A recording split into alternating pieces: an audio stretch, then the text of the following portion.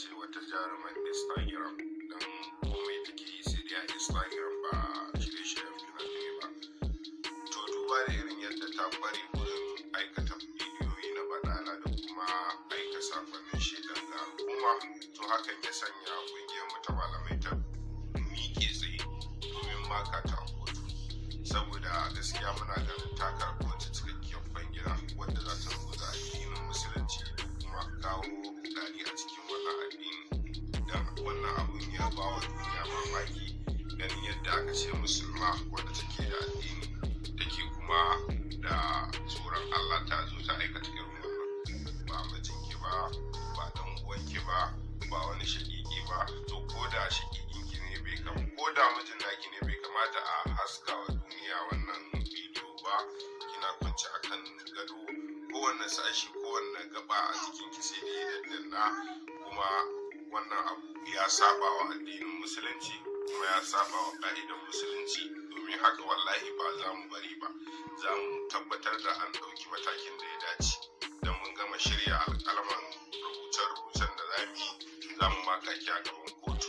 Abun ƙudurin da muke da shi na farko a goge Instagram ɗinki ya daina amfani, sannan kuma a daina amfani da hotunan ki wurin aika sakonni ko kuma wurin yaɗa wani abubuwa da ake so da amfani da shi. Sannan kuma ya kamata a ɗau mataki waɗanda zai sa masu yin sha'awar yi nan gaba da su kula, su kiyaye, kuma su ɗau darasi a kanki. Domin wannan abu za mu kai kotu mai adalci, kotun shari'ar musulunci, kotun da za ta yi miki hukunci daidai da abin da kike aikatawa, tun da a jihar Kano kike zaune kuma a jihar Kano kike mu'amala, kuma dukkan waɗannan bidiyoyi da kike aikatawa kina yin su ne a jihar Kano. To ko da ƙungiyar Sansu ko kuma ƙungiyar Kannywood ba ta ɗauki mataki a kan ki ba, to mu ƙungiyar mu ta malamai ba za mu bar ki ba, za mu ɗauki matakin da ya dace kuma mu tabbatar da an hukunta ki kamar yadda kika yi. Wannan ba shine karo na farko da kika fito kika taɓa irin waɗannan abubuwan bidiyo ba. Kina yin irin bidiyoyi na iskanci da bidiyoyi da kalamai na iskanci, sannan ki fake da sayyada. To ki sani cewa ta wannan sunan za mu ɗau mataki domin yin amfani da shi da kike yi.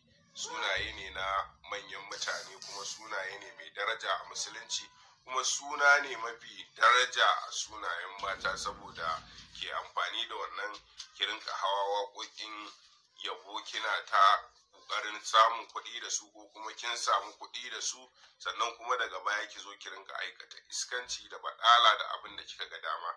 To wallahi ba za mu bari ba, za mu ga mun tabbatar da mun kai ki gaban alƙali kin karɓi hukuncin da kika karɓa.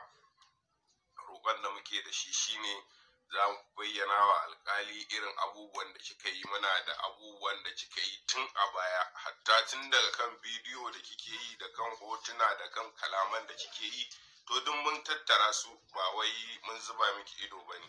Karo na farko mun tura a karmakallahu ɗan uwanmu, ki zauna da ke yi miki jan hankali akan irin abubuwan da kike yi, kika yi watsi da wannan. Mun ƙara tura wani shi ma haka. Akwai wanda muke ganin shaƙiƙinki ne, ɗan uwanki ne, muka yi masa bayani ya zo same ki, shi ma ya tabbatar mana cewa baki ɗau mataki ba kuma ba za ki gyara ba. To wannan shine mataki na ƙarshe da za mu ɗauka a kanki. Za mu kai gaban kotu, kuma za mu tabbatar da kotu mai adalci ta yi hukunci akan abin nan da kika yi, saboda masu sha'awar yin wannan abu nan gaba ya zamto musu darasi, su ma su ƙoƙarin gyarawa. Tunda wannan baraka daga wannan ta yi, sai wannan ta yi abin da wannan ya wuce wannan, sai wannan ta yi abin da ya wuce wannan. Tun daga dai farin masu yin bidiyo tsirara suna tura a social media, tun kafin a fara ga tsirara ake nuno hoton tsaraici, ko a nuno hoto ba breziya, ko a nuno hoto mara kan gado. To har ya kai ga an fara kawo hoto ma wanda an cire riga, ya kai ga an kawo hoto wanda an cire kayayyaki, ya kai ga an fara haska bidiyo. To tun kafin abin ya ƙara muni haka, to za mu ɗauki mataki. Don wannan bidiyo da kika yi ya fi wanda ma suka fitar da tsaraicin su muni, saboda su waɗannan ana tunanin uwa saboda wani abin duniya ko kuma wani biya wa kansu buƙata, amma ke haka kawai sungul saboda jin daɗi aka nuno ki akan gado ana taimaki massage, ana daddanna miki ko ina, ana latsa ko ina a jikinki, kuma kin haska an tura wa duniya saboda ke baki jin magana ko kuma baki da kunya, wallahi al'azim ba za mu bari ba. Za a goge Instagram ɗinki, kuma za a sanya doka da ba za ki ƙara buɗe Instagram ba sai kin sa hannu kin tabbatar mana da haka. Sannan kuma ba za a ƙara ganin motsinki a shafukan sada zumunta ba. Sannan kuma za ki karɓi hukuncin abin da alƙali ya yanke a kanki. To hakan ne ya sanya muke amfani da wannan dama domin daƙile irin waɗannan abubuwa.